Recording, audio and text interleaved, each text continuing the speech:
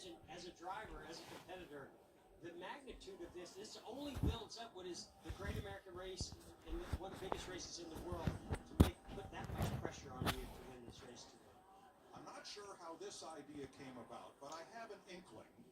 A phone call was received the other day in Franklin, Tennessee, at the home of our former colleague, Darrell Waltrip, who retired from broadcasting at the end of the 2019 season, asking him to fly to Palm Beach this morning and join President Trump on Air Force One on the ride up here to Daytona. So I would not be surprised if Darrell had a little hand in what we're about to see. Maybe he's giving him some tips down there about those high banks here at Daytona. And are the drivers excited about this? Well, here's Clint Boyer's radio. He still takes the field? Yes. Love it. Gosh, it's awesome. You know, Mike, people ask me, do you miss it? You know, are you jealous of those competitors out there? Today, right now, I am. I would love to be in this Daytona 500 field out there competing today. This is just so special. Now, we know that at least 70 miles an hour is required to keep those cars up on the banking. Those presidential limousines, which are built on truck chassis, weigh about 22,000 pounds, will probably not be doing 70 through the 31-degree banking of turns 1 and 2. But we'll stay down on the apron. Where do you think when he finishes this lap, is he going to do a burnout? What kind of horsepower is underneath the hood of that car? Well, Jeff, our Fox graphic department came up with a comparison between the NASCAR Cup cars and what the Secret Service calls the Beast, the presidential limousine, built by Cadillac on a truck chassis with Cadillac sheet metal. It's 2 feet longer than the Cup car, and it's a little heavier at 22,000 pounds. Horsepower and top speed is sufficient, but unknown. It's been estimated that those side windows are 5 inches thick of bulletproof glass, and that the sheet metal is some 8 inches thick, as it's fully armored. And of course, seating capacity 7 for the limo and 1 for our cars. The only thing I wish they'd have modified on that limo is put a spoiler. That's their deck. Just for NASCAR. Well, it does have a couple of antennas for communication, after all. Not sure what those flags on the front fender are going to do for aerodynamics. Nor do we care. Donald Trump is the 4th sitting United States president to attend a race here. Ronald Reagan gave the command to start from Air Force One and was here when Richard Petty drove to his 200th victory over Cale Yarborough in a Firecracker 400. George H.W. Bush, the summer of '92, and George W. Bush, the 2004 Daytona 500. Bill Clinton campaigned at Darlington at a NASCAR race, but the president with the closest ties to the sport was Jimmy Carter. One of Jimmy's closest friends in Georgia when he was governor was Alf Knight, the longtime superintendent of Atlanta Motor Speedway. Jimmy would come down, be a visitor to the track often, and was honorary starter for a race there when he was governor. Someone on Twitter took a picture of the presidential limousine and emblazoned a NASCAR style number 45 on the door, but that idea was rejected in favor of the presidential seat. Well, we know these race fans, they've been ready all week. They're super excited, waving flags of their favorite driver, but I gotta imagine there's a lot of American flags waving out in the field right now as we get ready to take the green flag here. And if you're a fan of professional cars, limousines, and the like, there is a great exhibit of presidential limousines of the past at the Henry Ford Museum in Dearborn, Michigan. And a big roar from the crowd as they come past. The green and American flags are waving from the flag stand.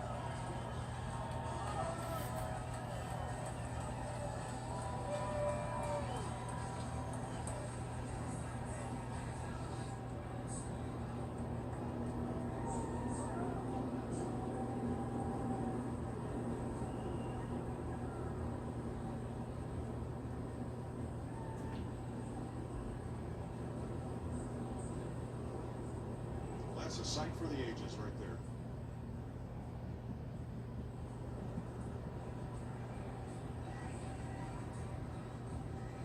A very special moment for our sport. After all, what sporting event would not want to have the President of the United States in attendance, much less to get the party started? Welcome to Daytona. We're ready. We've been ready for 10 days for the biggest and first race of the 2020 NASCAR Cup season, the 62nd Daytona 500. Rookie or veteran, no matter how long you've been coming to this event, there are butterflies. There have to be. Jeff Gordon has won this thing 3 times, and I'll bet even you're just a little nervous right now. Well, we've got some rookies in the field today. I'm sure those butterflies are going crazy right now. But even the veterans, I mean, there's nothing like the buildup, the amount of hard work that goes into preparing for the Daytona 500, the biggest race of your career, one of the biggest races in the world. I guarantee you there's a lot of butterflies, but we've got 500 miles to decide the winner of this race. All right, we'll take you through it. 3 stages of racing in the biggest event of the year. Let's begin with our starting lineup. Ricky Stenhouse, an aggressive 2-time Super Speedway winner, and Alex Bowman, 3rd straight 500. He'll be on the front row. Row 2, Joey Logano, who won his dual race here Thursday, and William Byron, who did as well. They earned the 2nd row spots. Then it'll be Eric Almirola, who has 2 Cup wins, and Jimmy Johnson beginning his final full season in NASCAR. Ryan Newman, a former winner of the Daytona 500, and Kyle Larson, who ran out of gas leading in 2017. And in row 5, Brad Keselowski, yet to win the Daytona 500 in 10 attempts. And you just heard me say my pick for the day, Kevin Harvick, 2007 Daytona 500 champion. Bubba Wallace, runner-up 2 years ago, and Cole Custer, one of 6 rookies in the field. Austin Dillon, the 2018 winner, and Eric Jones, who won the Clash here last weekend. Row 8, starting 15th, Martin Truex Jr., oh so close to 2016. Watch for him to be a real threat today. And alongside him, Matt DiBenedetto led the most laps last year in the 500. Now with a team, the Wood brothers, who are the last to have an underdog win this race. Christopher Bell, one of the big 3 from the Xfinity Series, moving to Cup this year, and 2017 winner Kurt Busch. Chris Buescher returns to Ford and to Roush Racing this season, and Ross Chastain. Denny Hamlin won 2 of the last 4 500s. He'll have to go to the rear for inspection issues, and 2-time Xfinity champ Tyler Reddick. John Hunter Nemechek, his dad, is running this race. He's a rookie. And Ty Dillon, who finished top 10 his last 3 Daytona starts. Chase Elliott, 2nd generation NASCAR's most popular driver, and Michael McDowell, 2 top 10s in the last 2 500s. Ryan Blaney is going to a backup car after a crash earlier in the week, and the defending series champion, Kyle Busch. Clint Bowyer, it's his 15th try to win the 500. Will this be the day? And David Reagan, who has a great record on super speedways, coming out of a brief retirement. In row 16, starting 31st. You want to know who has the best active average finish of active drivers? Ryan Preece, alongside him, an emotional day, making it into the race on Thursday, racing his way in, Timmy Hill. Justin Haley won here last July. Brennan Poole, a rookie. Quinn Houff, another rookie in row 18 with 3rd generation racer Corey LaJoie. Joey Gase and BJ McLeod in the 19th row. And in the last row, getting in on speed, 44-year-old veteran Brendan Gaughan, who announces he'll retire at the end of this season, and Reed Sorensen, who also timed into the Great American Race. Moving to the front of the 40-car field is car number 48, the only number that Jimmy Johnson has ever run in his Cup Series campaign.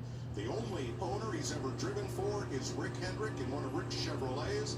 7 championships, tying Richard Petty and Dale Earnhardt on the all-time title list. Not one to show emotion, but Mike, I gotta believe underneath that helmet, Jimmy is feeling the impact of this final Daytona 500 leading this field. What a moment. A lap of honor for Jimmy Johnson as he starts his final full season in what may be his final 500. Before we get things started here in Daytona, let's rev up to green, brought to you by Toyota.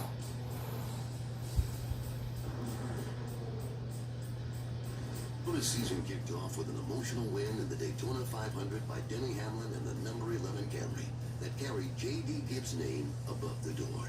Just a month after the family and the sport said goodbye. Martin Truex Jr. went on to sweep the Toyota races at Richmond and Sonoma. And with 3 Toyotas competing for a championship in Miami, it was Kyle Busch who claimed his 2nd Cup championship and 3rd for Toyota. Time now to get revved up for what 2020 will bring.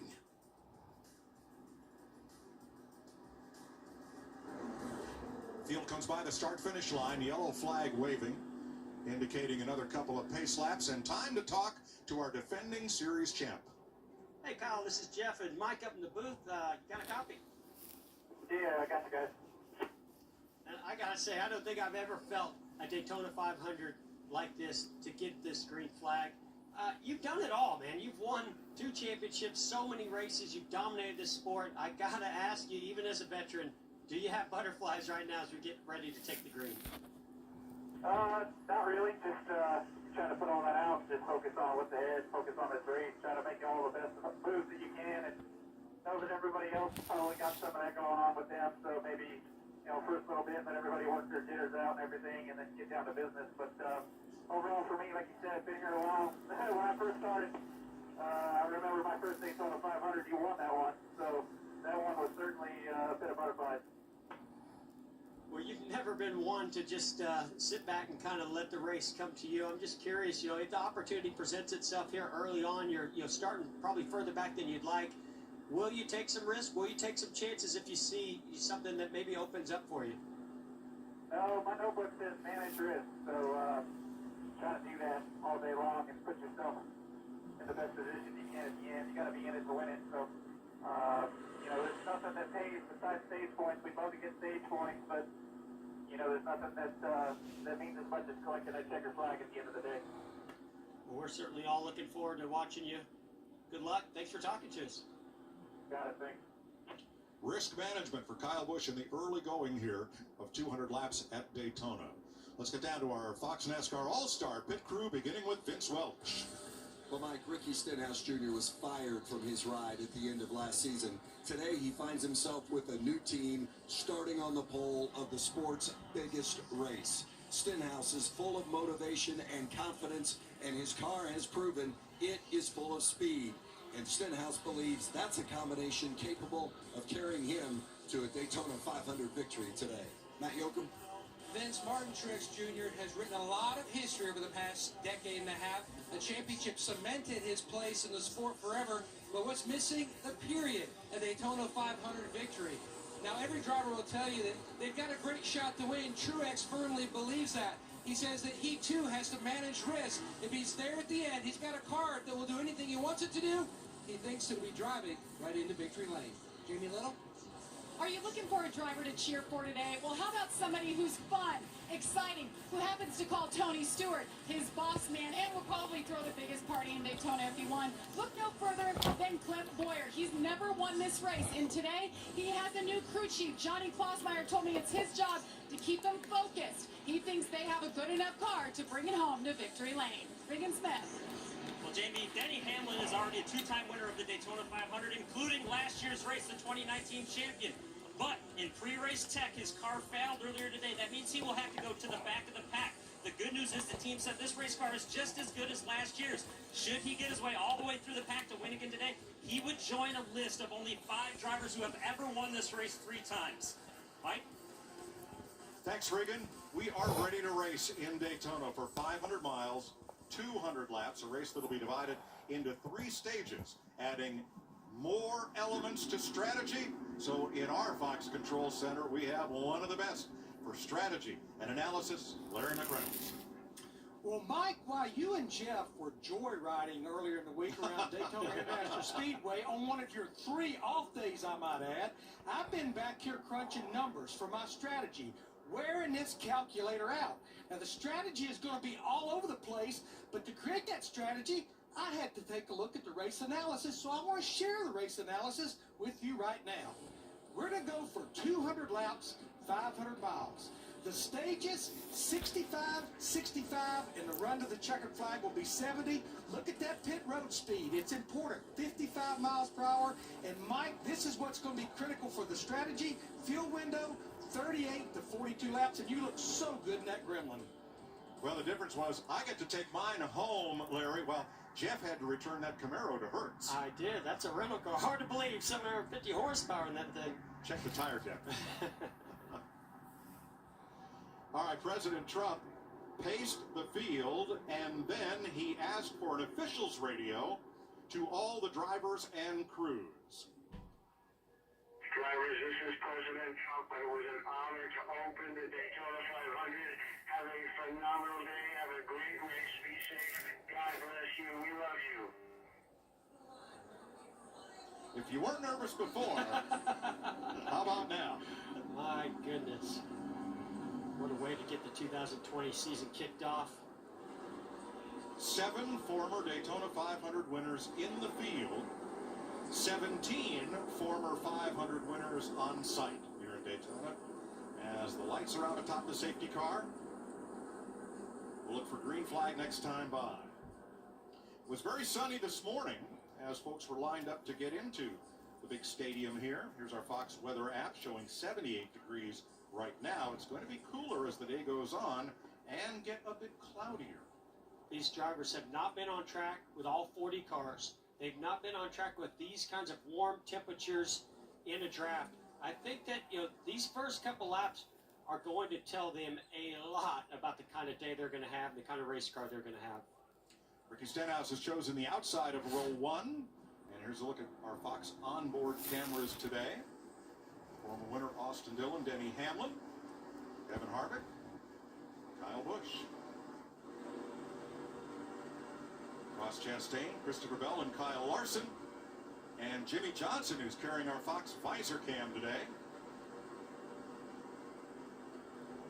There's a look lower right at what it's like going around Daytona International Speedway from the driver's seat. Just no better perspective. I mean, you want to know what it's like driving in the draft at 200 miles per hour?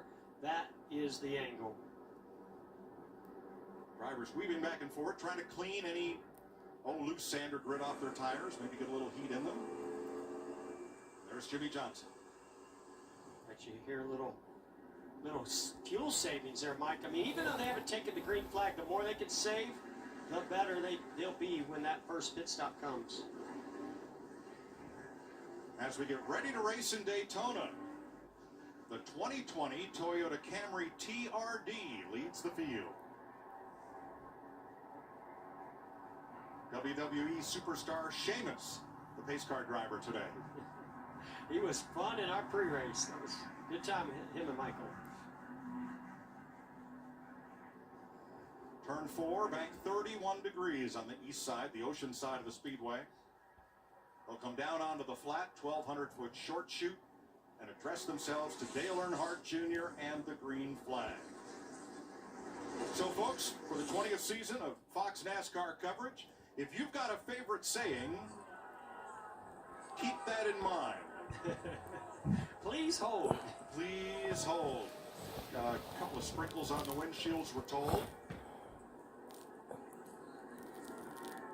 So we're going to try this one lap from now. As if the anticipation, the anxiety that you're getting ready to take the green flag, and all these drivers care about right now is getting that green flag, because once the green flag waves, and now you're in the race mode. But right now, even at, this pace lap, you're still thinking, you're overthinking, what's my, how's our strategy going to work? What's my car going to drive like? So there's nothing worse than getting another delay right there off of the last corner. We have a couple of drivers racing in their final 500, including 7-time champion Jimmy Johnson. I flash back to watching this race with my grandfather and my dad sitting on the couch in San Diego. I recall coming through the tunnel my first time, so excited to come in, pop through the turn 4 tunnel, and that black number 3 car went by, and the feeling, the goosebumps, the experience, it was like, I'm here. Thoughts of a champion.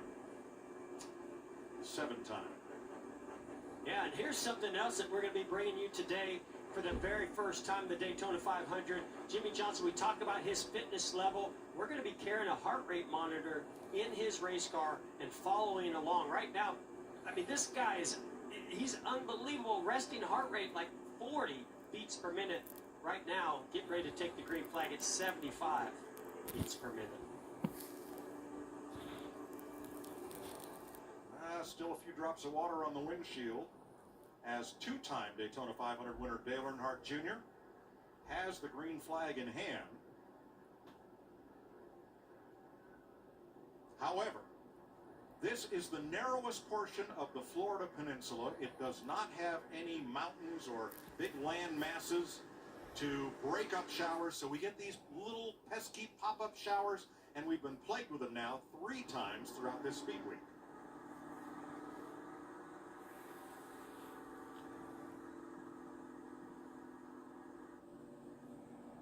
But you said pop-up, Mike. I mean, that came out of nowhere. You look at this radar, nothing on it, you know, until you go further back. But just that tiny little pop-up just happened to land right over the top of the Daytona International Speedway. There's the problem, Jeff. That's the narrowest part of Florida right there. And there's no big cities to break these things up once they start to build.